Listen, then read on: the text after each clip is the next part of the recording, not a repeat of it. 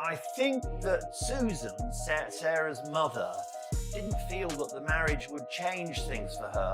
But it's a curious thing. She was very wary. A royal insider has revealed that even Sarah Ferguson's own family once questioned her true intentions when she married Prince Andrew behind the dazzling spectacle of their 1986 royal wedding. Quiet whispers were circulating. Some relatives wondered whether Fergie was genuinely in love or whether she was drawn to the status, privilege, and power that came with life inside the monarchy. And it wasn't just her family raising eyebrows. Within the palace, senior aides and courtiers were reportedly uneasy. They feared that Sarah's impulsive nature, outspoken personality, and lively social circle could one day spark controversy. In the years that followed, those fears would become reality.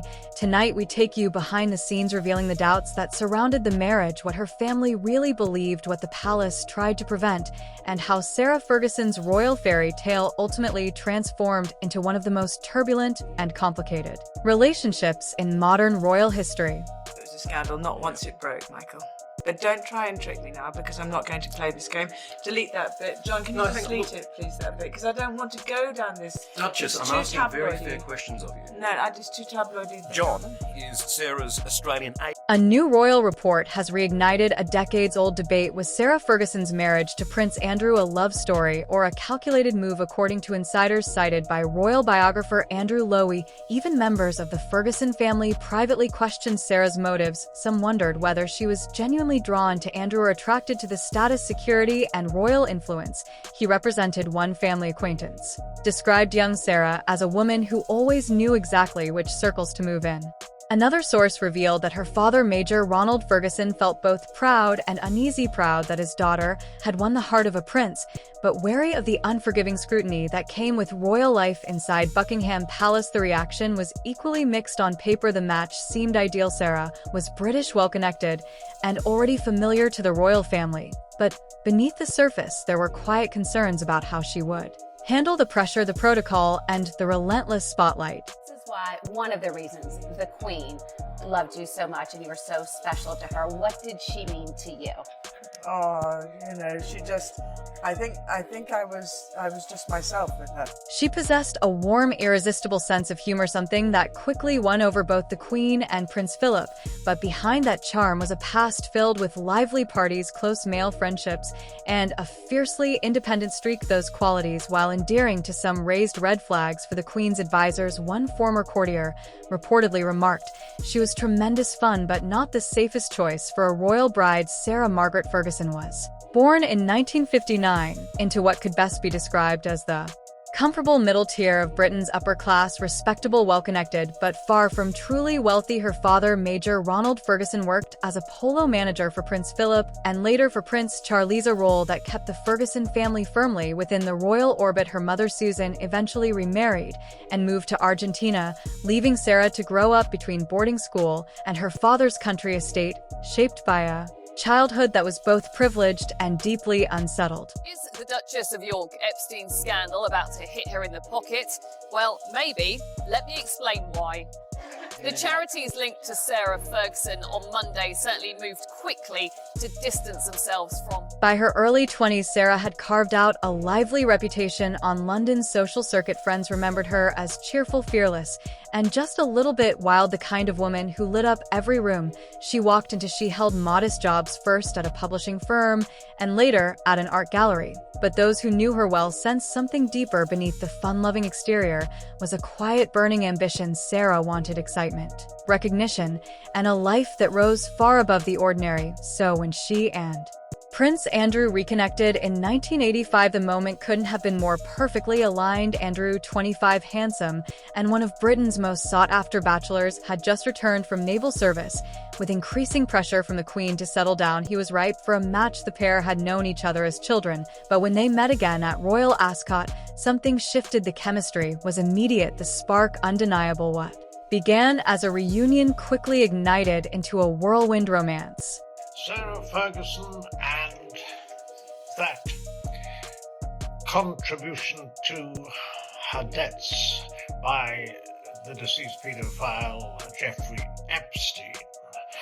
As reported in the Mail, what we discover is first Within a year, the whirlwind romance had turned into an engagement, but even then whispers lingered in the background. Some believed the relationship had moved too quickly, that Fergie knew exactly how to charm her way into royal favor. She made the Queen laugh, bonded effortlessly with Prince Philip, and won over the public with her bright smile and down-to-earth personality. Yet behind closed doors, a few relatives quietly wondered whether she was truly in love with Andrew or with the royal life he symbolized. On July 23, 1986, the world watched as Sarah Ferguson glided down the aisle of Westminster Abbey, her 17-foot ivory train billowing behind her, a sparkling tiara atop her fiery hair, and a radiant smile that captured millions.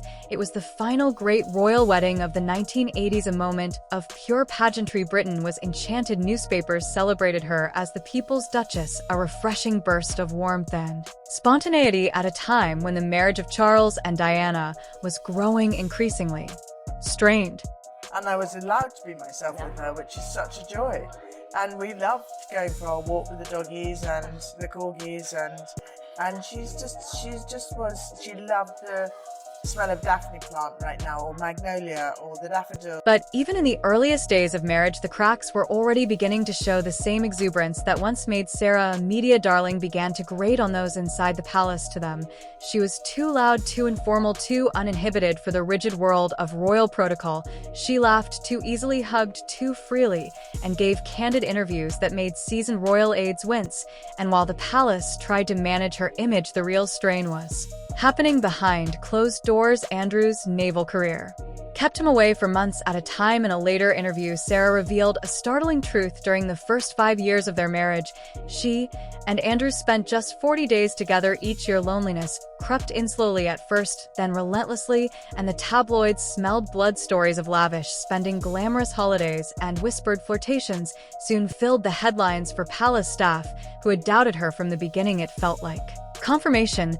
She loves the attention. One aide allegedly remarked she was never going to fit into that mold. If you are innocent, would you pay £12 million to someone that is accusing you of awful, awful things?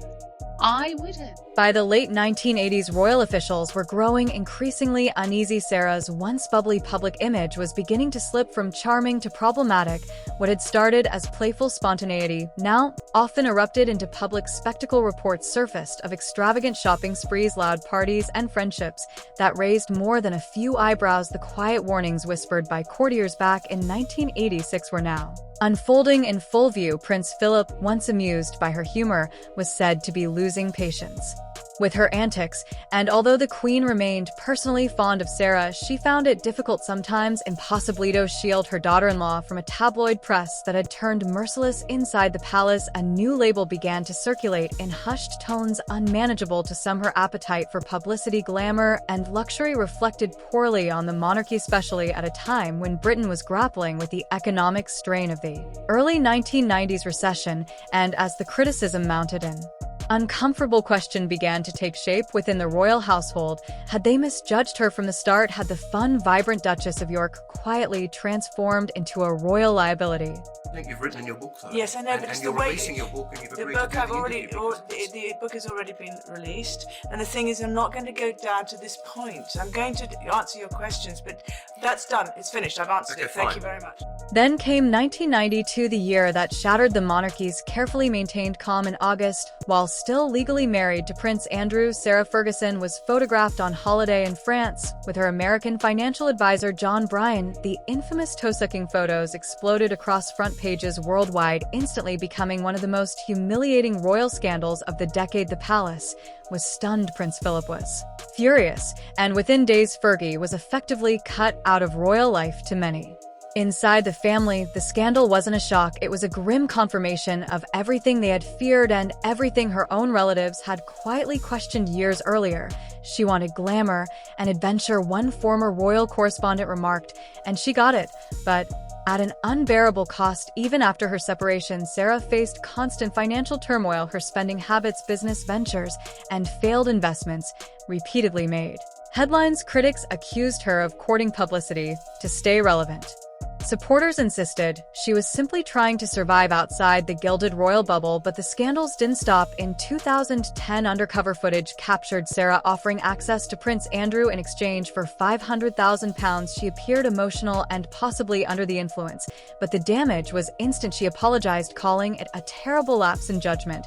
That same year, her name resurfaced in connection with Andrew's association with Jeffrey Epstein. Sarah admitted she had accepted money from Epstein to help clear her debt, something she later called a gigantic mistake. To royal watchers, the pattern was painfully familiar: money troubles, impulsive decisions, damaging headlines. The palace had once feared her past, now her present seemed equally troubling, and for those who had doubted her motives from the start, each scandal felt like vindication to them. Sarah Ferguson had never fully escaped her appetite for risk and reward, but that is not the whole story. Sarah Ferguson has long defended herself against accusations that she married for privilege or status. In numerous interviews, she's insisted her marriage to Andrew was built entirely on love. In 2021, she told Town Country, "I married my man who happened to be a prince. I married him because I loved him."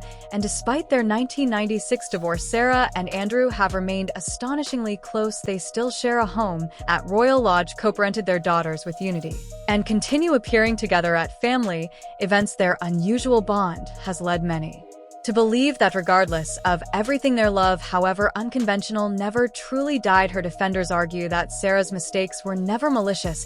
She was impulsive, naive, and unprepared for the suffocating pressures of royal life, and unlike others who have stumbled inside those same palace walls, she was punished with a severity that often felt personal. For decades later, those early family doubts still echo in the background. Was she the wrong woman at the wrong time, or was she simply a woman ahead of her time? The royal household has slowly softened toward her. She's now seen at select gatherings, celebrated as a devoted grandmother, a published author, and ironically one of the monarchy's most resilient survivors. Yet the shadow never entirely lifted. In almost every profile, every retrospective, the same question returns: did Sarah Ferguson marry for love or for ambition? Perhaps the truth lies somewhere in between, because within royal life, love and ambition rarely exist apart. Marriage itself is a political act, a negotiation between heart and duty. People still wonder why she never remarried. They question whether it all comes down to comfort, loyalty, or lingering affection for the man she once called her soulmate. What is certain is this: Sarah Ferguson's journey from duchess to outcast, from scandal to slow redemption, remains one of the most complicated, human, and captivating royal stories of our time. So did her family have reason to worry? Probably. Did she make mistakes? Absolutely. But did she love Andrew in her own way? That answer may depend on who you ask. Sarah Ferguson may never have been the perfect duchess, but she remains one of the most compelling, unpredictable, flawed, and deeply human figures in modern royal history, and perhaps that is why nearly 40 years later her story still fascinates us.